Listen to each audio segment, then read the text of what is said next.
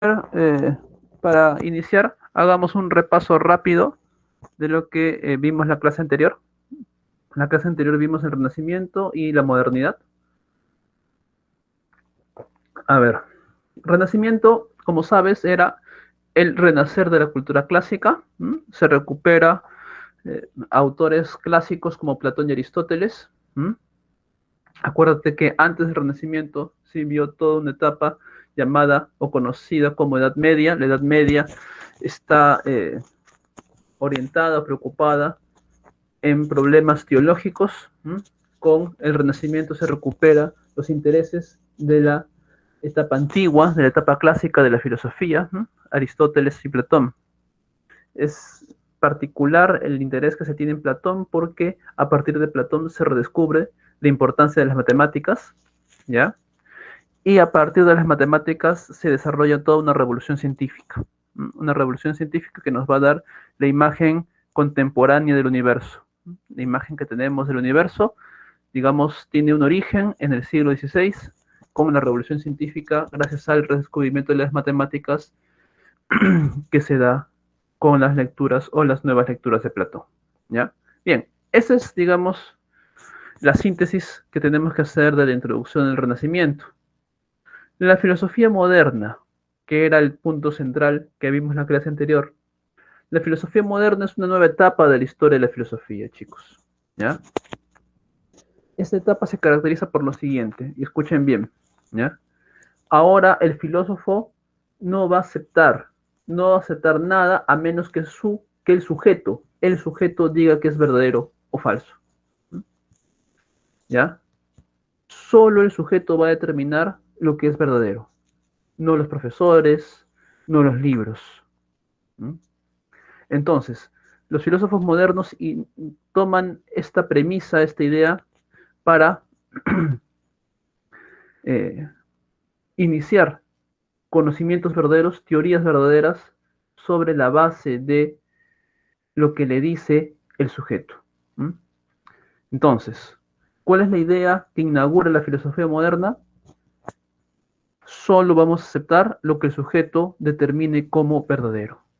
Muy bien. A partir de eso se forman dos grupos. Hay un grupo que dice el sujeto está definido por la razón.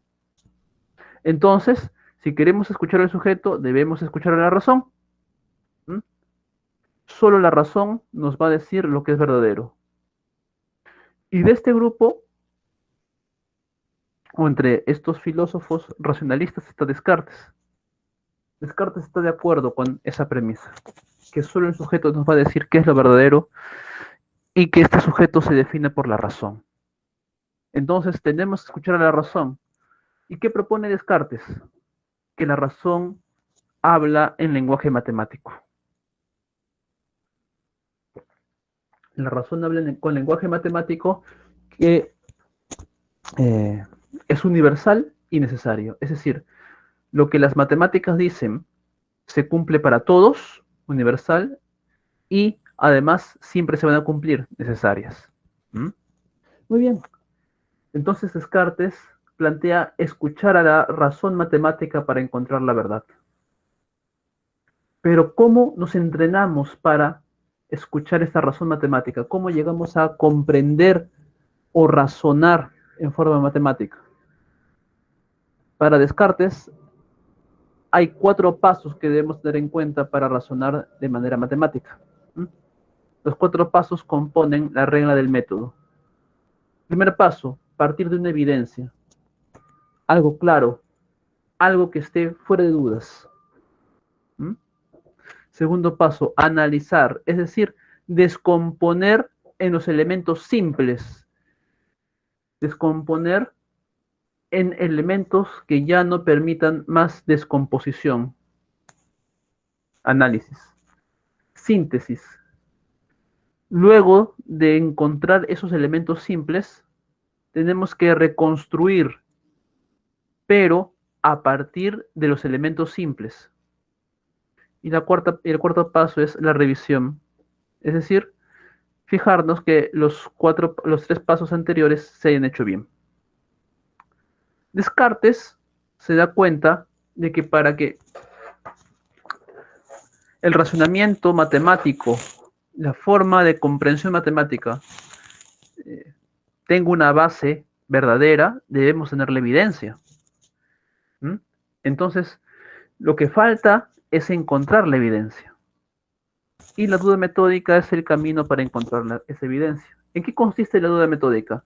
Consiste en una estrategia de cuestionar los conocimientos hasta encontrar un conocimiento que esté fuera de duda. ¿Ya? Esa es la estrategia de la duda metódica.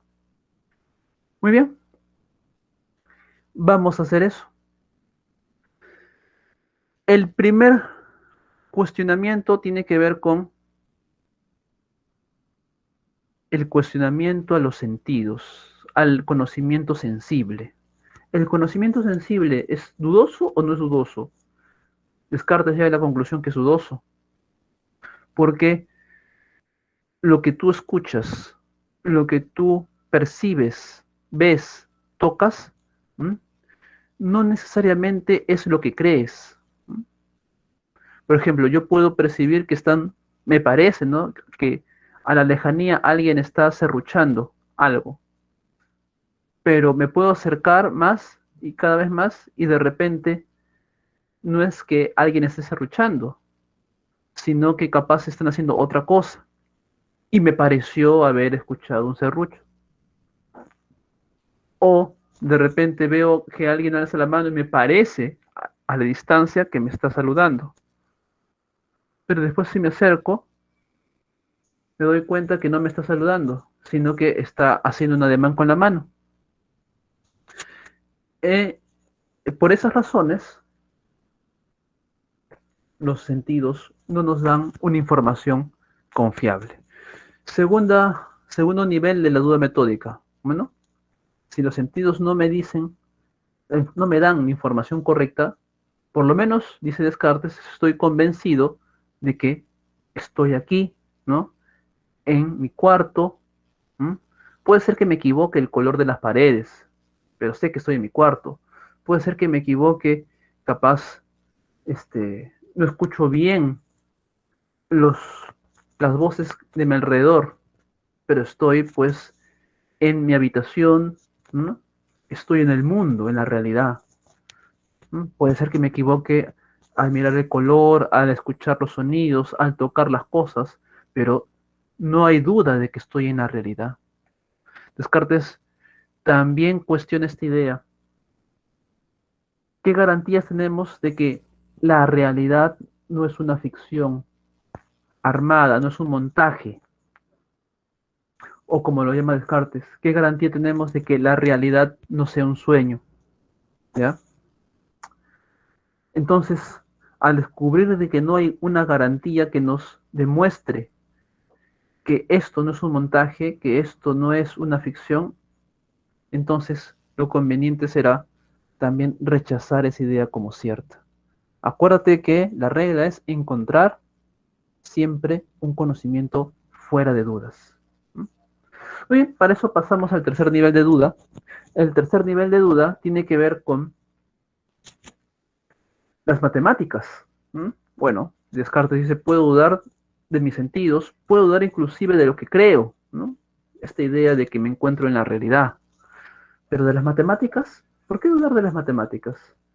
Si yo sé que siguiendo las reglas de las matemáticas, las reglas de la suma, de la resta, de la multiplicación, de la división, voy a conseguir los resultados correctos.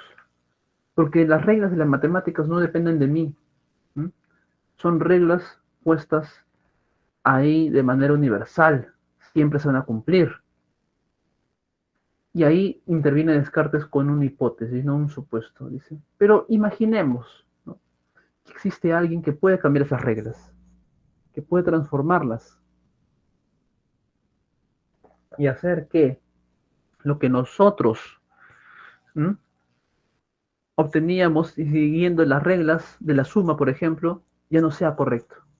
Es decir, si antes sabíamos que 2 más 3 es 5, al cambiar las reglas de las matemáticas, resulta de que 2 más 3 ya no es 5. Y cada vez que trate de desarrollar un razonamiento, las reglas cambian y hacen por lo tanto que me equivoque. En consecuencia, ya no voy a estar seguro también de mis resultados. Ya no voy a estar seguro de los resultados que consigo con las matemáticas. También se vuelven dudosas, ¿no?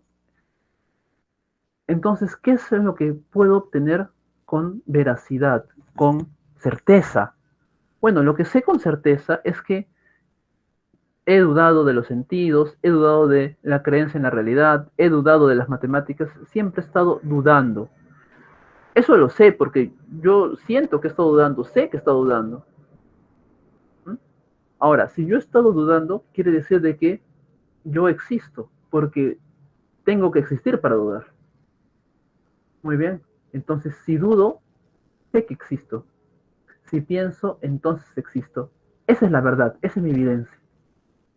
Ya tengo mi evidencia y por lo tanto ya puedo desarrollar mi pensamiento matemático. Y eso nos lleva a las ideas en Descartes. Hay ideas evidentes, innatas, las más ciertas, más claras, ¿m?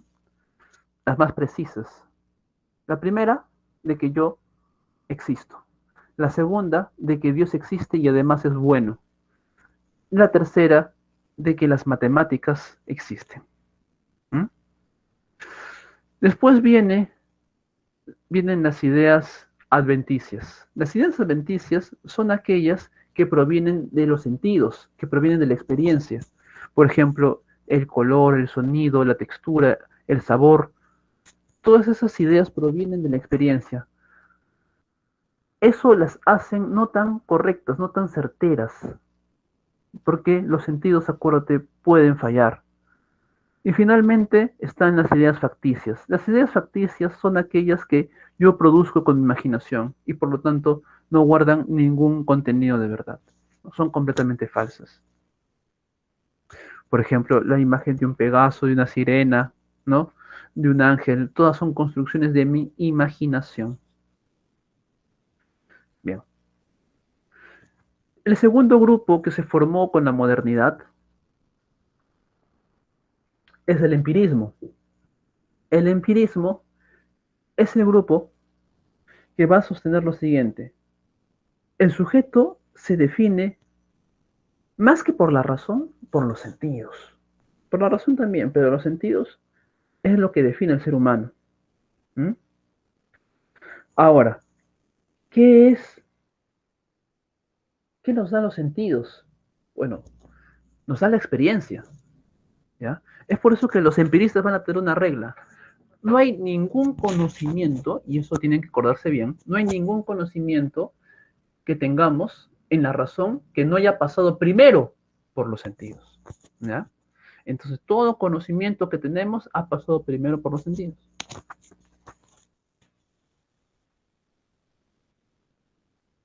Muy bien. Hume, que es el autor que nosotros vemos en esa parte, dice, la experiencia, vamos a llamarla impresión. ¿Ya? Y la impresión se divide en dos. O sea, hay dos tipos de experiencia. Hay impresiones de sensación, es decir, hay experiencias que tenemos del mundo gracias a los sentidos. La experiencia del color, la experiencia del sonido, la experiencia del sabor. Son experiencias que tenemos de lo que nos rodea. ¿Mm?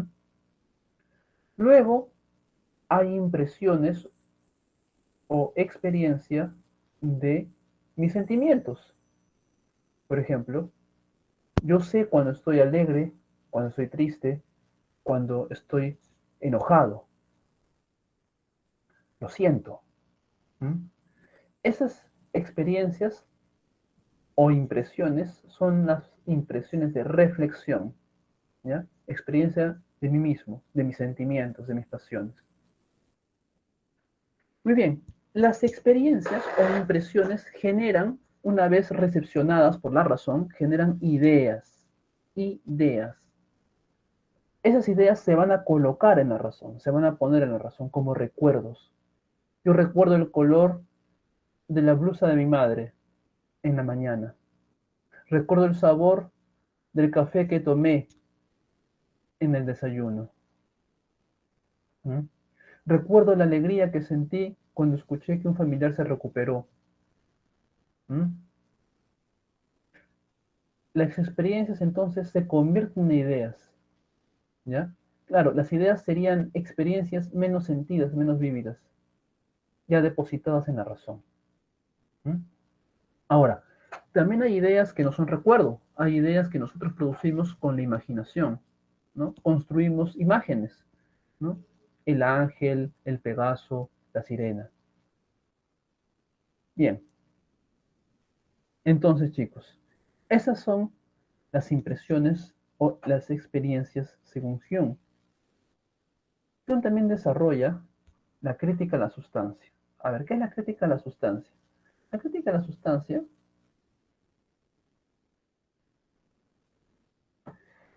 es, digámoslo así, la crítica que consiste en lo siguiente.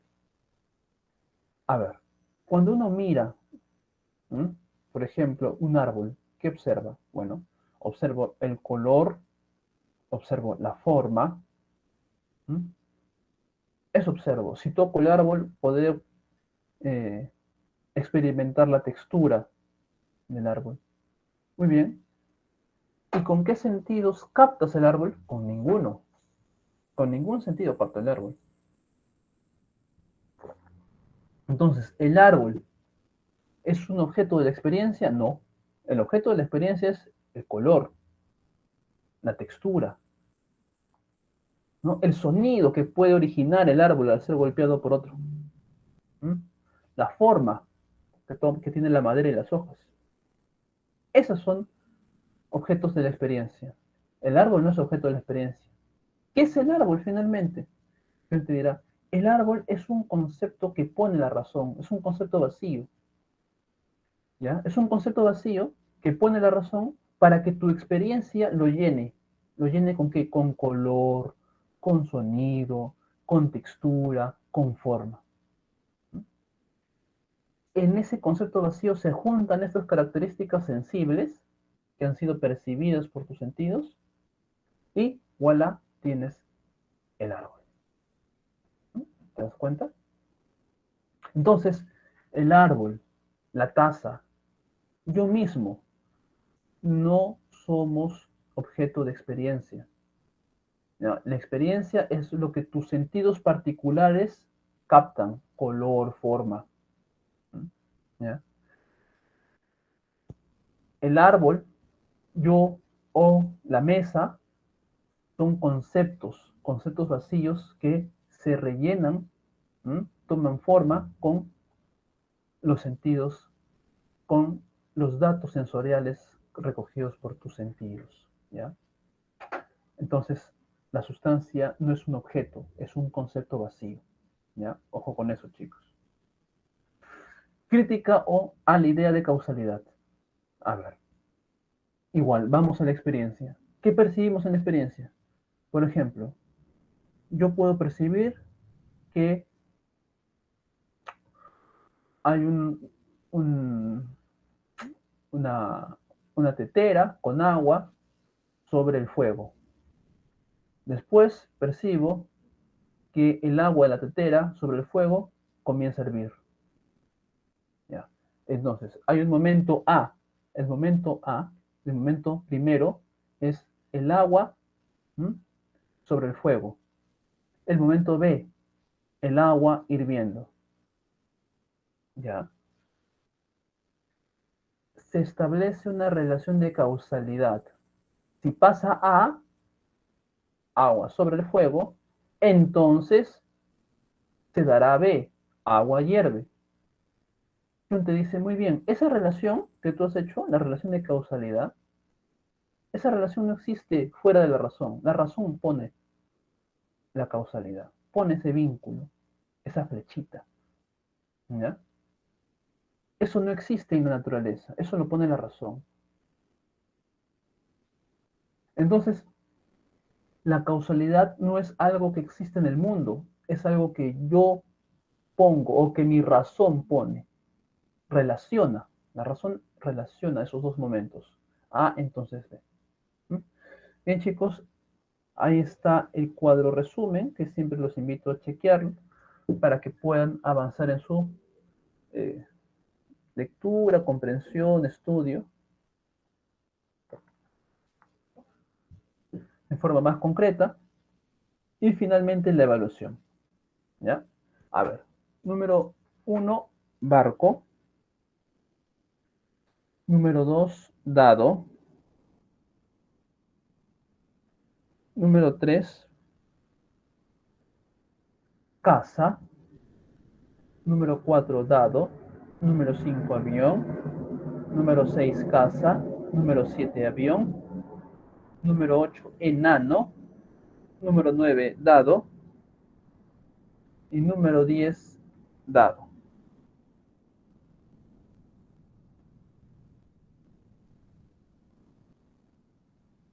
Bien.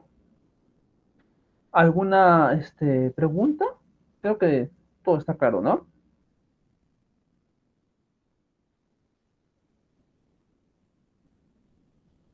Todo bien, profe. Ya, listo, chicos. Ahora pasemos a el tema de la ilustración. ¿Me indican si se ve el PT? ¿Se logra ver? Sí se ve, profe. Profe, en el chat hay una pregunta. Bueno, dice la 4 y la 5, la clave, por favor. Ah, ya, entonces, justo. Como no puedo ver el chat porque estoy compartiendo la pantalla, gracias por por informarme, ¿ah? Y así, por favor, este, voy a apelar a la solidaridad de sus compañeros, ¿ya? Que no puedan, quizás por problemas con el micrófono, qué sé yo, si me pueden trasladar las preguntas del chat. A ver, 4 y 5. 4 dado, 5 avión, ¿ya? 4 dado, 5 avión. Listo. Ahora sí, comenzamos. Bien, como les decía, hoy día vamos a ver el tema de la ilustración. Y el tema de la ilustración tiene que ver con tres autores. Básicamente son, a ver, de lengua francesa. Bueno, Montesquieu y Voltaire son franceses. Rousseau no es francés, Rousseau es, si no me equivoco, es suizo. Él vivió en Ginebra. Él es ginebrino, no es francés, pero los franceses lo recogen, lo toman como parte de sus héroes de la filosofía, ¿no? Porque además escribió en francés, vivió en Francia, ¿no? Concursó en los debates franceses, tuvo muchos amigos franceses. Entonces, estos tres autores ilustrados de lengua francesa. Ya, ¿qué significa la ilustración? Como siempre vamos al grano, porque acá el punto es darte información concreta.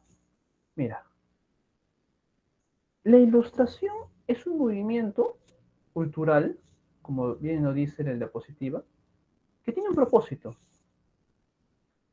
Tiene el propósito de establecer el gobierno de la razón, ¿ya? Sobre la naturaleza y sobre la sociedad. Es decir, busca que comprendamos cómo la razón gobierna tanto la naturaleza como la sociedad y guiarnos de acuerdo a esas leyes racionales. Digamos de que esa es la característica central de la filosofía ilustrada. ¿Mm? Gobierno de la razón, tanto sobre la naturaleza como sobre la sociedad. ¿Mm? Los ilustrados son precisamente los que llevan a cabo ese afán por descubrir la manera en que la razón gobierna la naturaleza y la sociedad. ¿Mm? Los ilustrados, además, consideraban que como todos los seres humanos somos racionales, todos poseemos razón, en realidad cualquiera podría llegar a conocer el gobierno de la razón sobre la naturaleza y la sociedad. ¿Cuál es el único obstáculo que te impediría conocer las leyes racionales? el gobierno de la razón sobre la naturaleza de la sociedad. El único obstáculo es la ignorancia, la falta de educación. Es por eso que se afanan los ilustrados por educar. Publican un montón sobre maneras de educar y publican un montón sobre textos de divulgación para que la gente conozca, lea. ¿Mm? Tienen ese espíritu divulgador, que la gente se entere, se ilustre, se enriquezca y a partir de ahí comience a comprender cómo gobierna la razón, la naturaleza y la sociedad.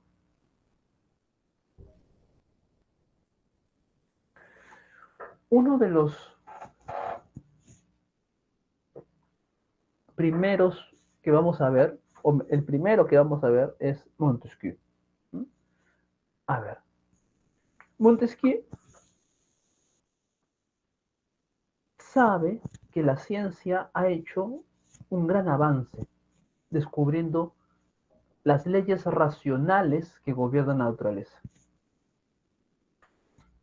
Contemporáneo con Montesquieu es Newton. Ya pasó Galileo, ¿no? Newton, Galileo han descubierto las leyes que gobiernan el movimiento. Es algo que para ellos es un gran logro y para la ciencia fue un gran logro. ¿Mm? Han determinado qué leyes determinan el movimiento de los cuerpos. La inercia de parte de Galileo y la gravedad de parte de Newton. ¡Wow! Eso es un gran éxito. Montesquieu dice, lo mismo debemos hacer con la sociedad, descubrir las leyes que gobiernan la sociedad. ¿Te das cuenta? Y en ese camino se embarca Montesquieu. Él decide recorrer el camino de descubrimiento de las leyes que gobiernan la sociedad. Y es así que encuentra dos tipos de leyes. Las leyes naturales, las leyes que gobiernan a la sociedad, ¿ya? A la sociedad, perdón, más que la sociedad, las leyes naturales gobiernan a todo ser humano, las leyes naturales, ¿ya? Son leyes que gobiernan a los seres humanos racionales.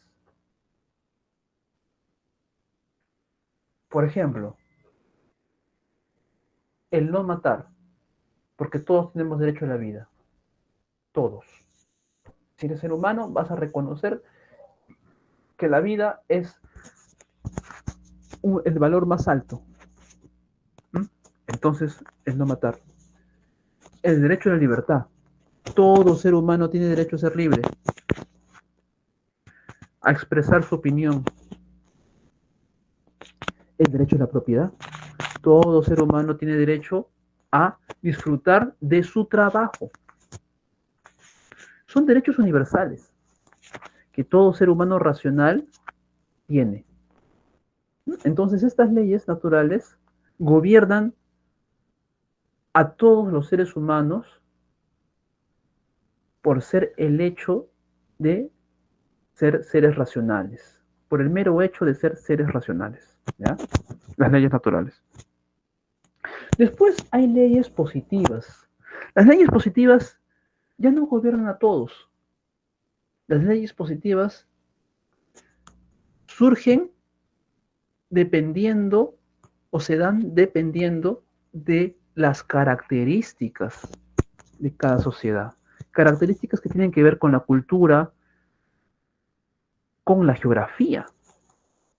Por ejemplo, la ley, una ley para gobernar una ciudad marítima, una ciudad con puerto.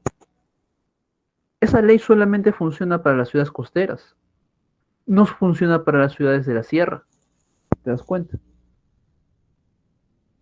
Depende de la geografía. La ley, por ejemplo, que plantea la mayoría a los 18 años. la mayoría de edad a los 18 años. Eso funciona únicamente para sociedades que dicen que la mayoría de edad llega a los 18 años. Hay otras sociedades que piensan que no, que la mayoría de edad llega a los 21. ¿Mm? Depende de la cultura. Entonces, estas leyes, las leyes positivas, son leyes ya particulares. ¿Mm? Están basadas en las características particulares de cada sociedad, características culturales y características geográficas. Muy bien.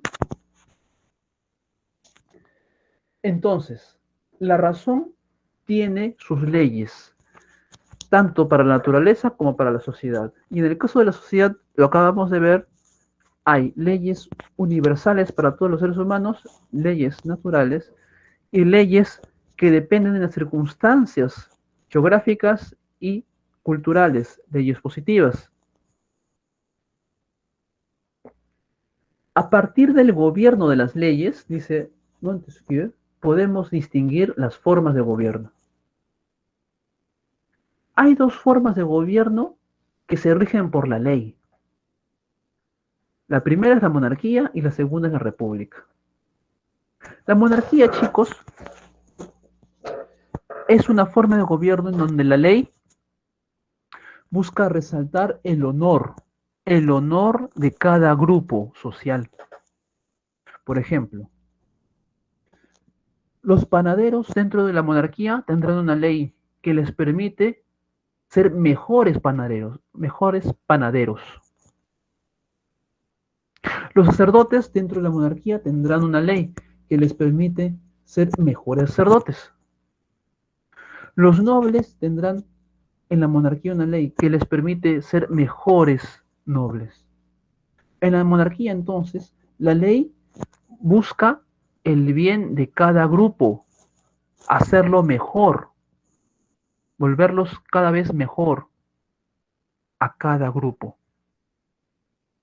¿Mm? En la república, la ley busca un solo objetivo, el bien de la patria, el bien del pueblo. ¿Mm? Para eso, la ley busca que las personas pongan a servicio de la patria o del pueblo sus virtudes. Las personas que ponen al servicio de la patria o pueblo sus virtudes son los ciudadanos. Ciudadanos. ¿Mm? Entonces, resumiendo, en la monarquía, la ley busca el honor de cada, o busca resaltar, engrandecer, ¿no? El honor de cada grupo. En la república, la ley busca el bien común de la patria, poniendo al servicio de la patria las virtudes de sus ciudadanos. Muy bien. Hay una tercera forma, pero esa tercera forma propiamente no es una forma de gobierno, porque esa tercera forma se rige al margen de la ley. Es una forma de gobierno que no tiene ley. ¿Mm? Es el despotismo. El despotismo es el ejercicio del poder sin ley. El gobernante ahí gobierna por su mera voluntad, hace lo que su voluntad le dice. ¿Mm? ¿Y cómo logra hacer que sus gobernados le hagan caso? Con la muerte. Si no me haces caso, te mato. Así de sencillo. Eso reduce a sus gobernados a una posición de esclavitud. Es la peor forma de gobierno, el despotismo. Un gobierno sin ley, un gobierno que se basa en la voluntad del gobernante, que en este caso es un tirano.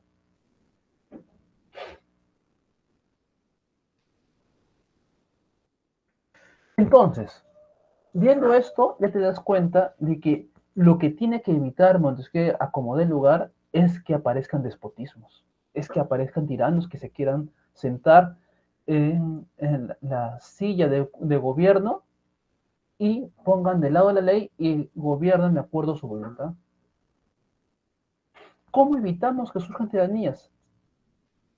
Gobiernos despóticos que nos reducen a esclavos, según Montesquieu, dividiendo los poderes. El poder no se puede concentrar. ¿Y por qué no se puede concentrar? Porque la concentración de poder precisamente es lo que hace el tirano. El tirano concentra el poder.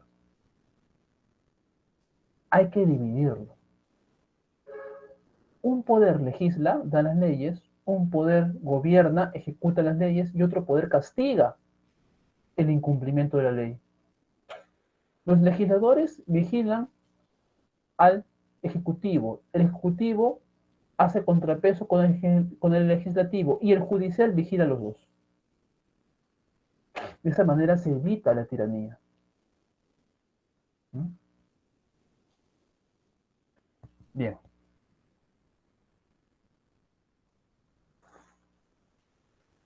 Voltaire. A ver. Voltaire, chicos, chicas, tiene la siguiente idea. Dice, nosotros podemos, podemos llegar a conclusiones, a acuerdos, si nos basamos, si partimos de la razón. ¿Ya? Toda idea que queramos manifestar debe ser una idea argumentada, es decir, sostenida en o con razones. ¿Mm? No es que yo pueda decir cualquier cosa y decir, esa es la verdad y se acabó.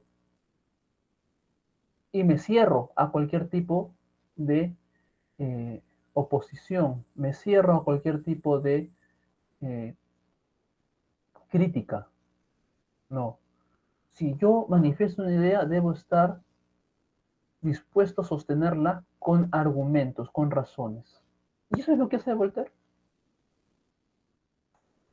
Voltaire dice, yo creo en Dios, yo creo en Dios, pero yo no voy a cerrarme en mi creencia, como lo hacen los creyentes, ¿no?, de las religiones. No, no. Yo voy a demostrar, dice Voltaire, de que Dios existe, ¿m?, el Dios en que yo creo, que Dios existe, pero con argumentos racionales. ¿Y cuál es su argumento? El argumento de Voltaire es sencillo. A ver, él parte de lo siguiente. Él parte de un hecho. ¿Qué dice? Miren, miren la naturaleza, chicos, chicas. La naturaleza, uno diría que está diseñada de manera perfecta, ¿no? No hay ni escasez ni exceso. Todo parece medido, ¿no? El movimiento de los vientos, la caída del agua en las cataratas, eh, la reproducción de los animales, todo parece organizado de una manera sumamente cuidadosa. Entonces Voltaire dice, esto no pudo haber sido hecho por azar. Aquí necesariamente tuvo que existir alguien que la diseñó. Una inteligencia que desarrolló este mecanismo perfecto, tan bien hecho. Porque el azar no hace estas cosas, pues. El azar no hace estas cosas. El azar es demasiado arbitrario para hacer un diseño tan perfecto. Entonces, si el azar no lo hizo, solamente queda una opción, una inteligencia que haya diseñado todo esto. Y esa inteligencia es Dios. Esa inteligencia es Dios. Ahora, ¿cuál es la imagen que nos da Voltaire sobre este Dios diseñador, ¿no? Este Dios que tiene una suerte de plan maestro al momento de hacer el universo. La imagen que nos da es la imagen del relojero. No sé si tú alguna vez has visto el interior de un reloj de cuerda. Bueno, si has visto el interior de un reloj de cuerda o lo puedes ver, te vas a dar cuenta que es un sistema de engranajes. Cada engranaje está colocado uno al otro de manera perfecta y se mueven de manera perfecta, precisa. ¿Mm? Es un sistema muy complejo, ¿no? Que se mueve por sí solo y funciona de manera sincronizada. Muy bien. Ese sistema lo hizo un relojero, no existió por sí mismo, ni se hizo por sí solo, lo hizo un relojero. El relojero diseñó los engranajes, colocó los engranajes, diseñó el sistema y al final lo único que tuvo que hacer es darle cuerda al reloj y el reloj se mueve por sí solo. El relojero ya no interviene más, el sistema funciona por sí solo. Muy bien, esa es la imagen de Dios. Dios diseñó el universo, sincronizó los movimientos de todos los fenómenos naturales y después se alejó. Y el universo funciona por sí solo. Es por eso que Voltaire no cree en milagros, no cree que Dios intervenga en la realidad, en el mundo. Igual que el relojero no interviene en el mundo, el sistema ya funciona por sí solo, pero sí cree que lo ha hecho. ¿Mm? Bien. Filosofía de la historia. A ver, chicos. En la filosofía de la historia, lo que Voltaire nos quiere mostrar es cómo la educación y el desarrollo de la ciencia logra la civilización, es decir, el progreso humano. ¿Qué cosa quiere decir civilización? Una sociedad racional que se gobierna por leyes racionales. ¿Mm? Voltaire dice, si los seres humanos se educan y desarrollan ciencia, se van a dar cuenta de las leyes que gobiernan la sociedad, la historia humana. Y cada vez van a actuar conforme a esas leyes y por lo tanto van a ser cada vez más civilizados.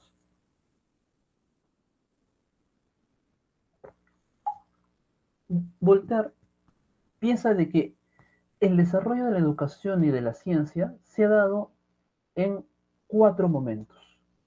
En la Atenas de Pericles, ¿sí? En la Roma de César. La Edad Media más bien es un retroceso. Se abandona la ciencia, se abandona la educación para enfocarse en los temas religiosos. ¿Sí? Es por eso que la Edad Media es considerada como un momento de la historia oscuro, tenebroso para eh, la educación. Eso piensa Voltaire. ¿Sí? Pero se recupera el estudio de la ciencia y el desarrollo de la educación en el Renacimiento, con la Florencia de los Medici y con la Francia de Luis XIV.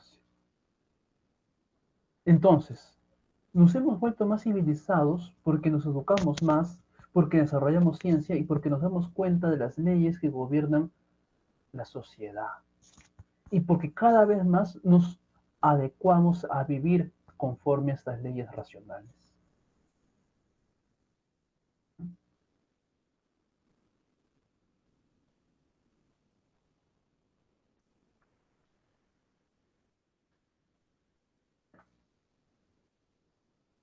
Finalmente, ya para acabar con Voltaire, Voltaire manifiesta que lo que te dije al inicio, ¿no? En realidad todos podemos convivir racionalmente, en paz, si es que estamos dispuestos a argumentar con razones nuestras creencias, lo que creemos, ¿ya?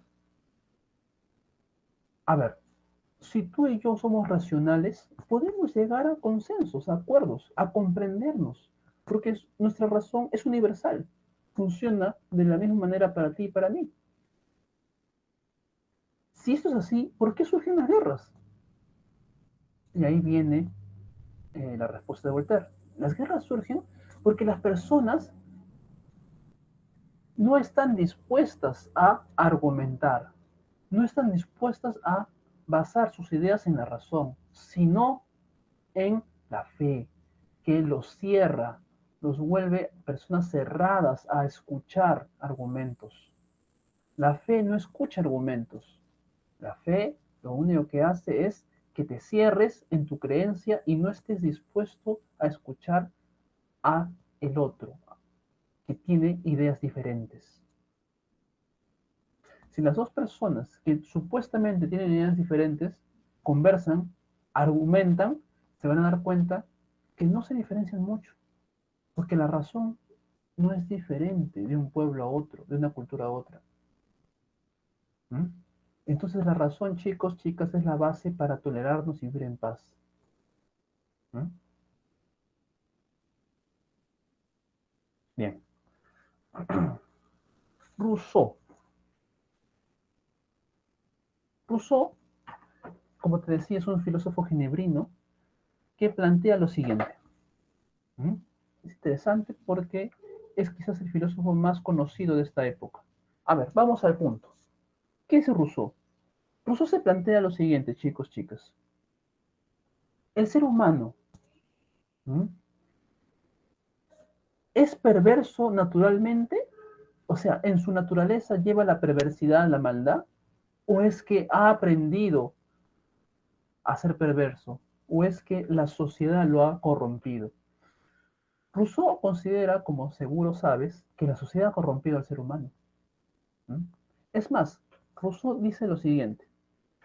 Imagina, imagina que podemos sacar a las personas de la sociedad, ¿no? Sacamos a las personas de la sociedad y los hacemos vivir en la naturaleza, al igual que los animales. Un hombre animal. Imagina eso, que existiera un hombre animal que vive en la naturaleza. ¿Mm? ¿Cómo sería la vida de este hombre animal? Es lo que él llama salvaje. Según Rousseau, este hombre animal viviría de acuerdo a dos sentimientos que para él poseen todos los animales. Primero, el sentimiento de amor de sí, el querer vivir. Todo animal quiere vivir. Ningún animal se suicida. El suicidio es una perversión de la sociedad. Todo animal quiere vivir y el ser humano no se excluye de eso, también quiere vivir.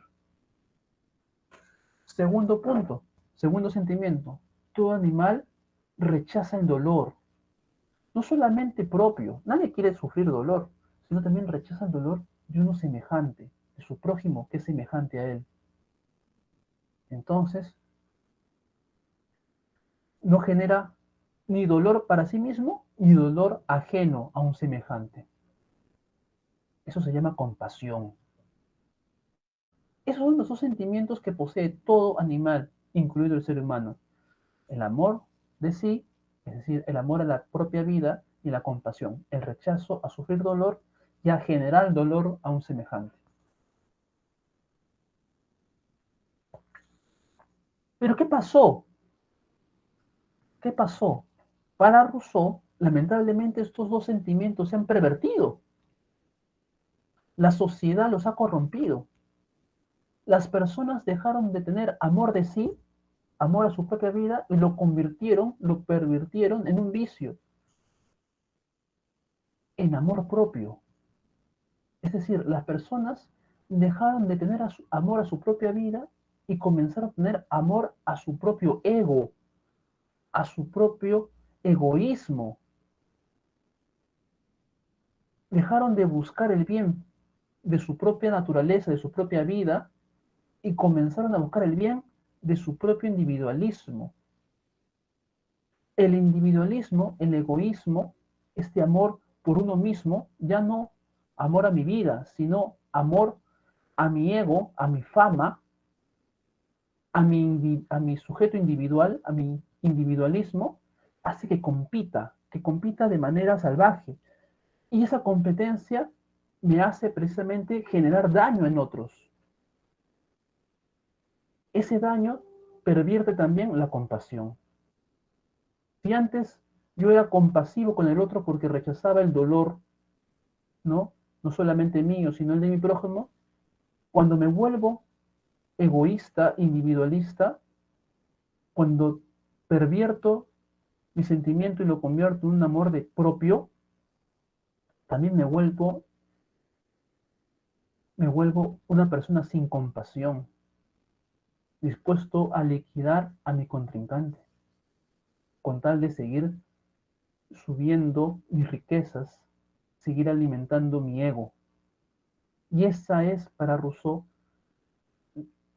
la base de la sociedad viciosa, de la sociedad en crisis, de la sociedad negativa. ¿Mm? Por eso considera que se necesita refundar la sociedad. Para Rousseau, la sociedad debe refundarse, ¿no? Y debemos renunciar a nuestro bien individual, a lo que buscamos como individuos, ¿no? Para formar todos una voluntad general. Ya no buscamos entonces cada uno de nosotros un bien individual, sino un bien colectivo. Este bien colectivo nace, como te decía, ya no de la voluntad de cada individuo, sino de la voluntad general. El bien colectivo se va a reflejar en la ley. ¿Mm? Ahora bien, ¿cómo hacemos para respetar la ley? Porque siempre existe, pues, el egoísmo ahí como amenaza. Según Rousseau, debemos ir a la educación, una vez más. Lo plantea en dos planos. En un primer momento, dice Rousseau, educar esos sentimientos originales, el amor de sí, ¿no? El amor de sí, el amor a tu vida, el querer vivir, el querer salvarte siempre, y la compasión, el rechazo al dolor propio y al dolor y a producir dolor en un prójimo. Pero eso no basta, dice Rousseau, porque eso te hace todavía una buena persona, pero no te convierte en alguien respetuoso de la ley, no te convierte aún en un ciudadano. Ahí viene el segundo momento. Rousseau dice, debemos transformar ese amor de sí, ese amor a tu propia vida, y convertirlo en amor a la patria. El amor a la patria va a asegurar que no solo estés dispuesto a salvar tu vida, sino estés dispuesto a salvar la existencia de tu patria, la existencia de tu sociedad. Y salvar la existencia de tu patria es es respetar la ley. ¿Mm? Bien, chicos, ya llegamos justo a la hora. Bueno, lamentablemente no hay mucho tiempo para preguntas. Si existieran preguntas, chicos, lo planteamos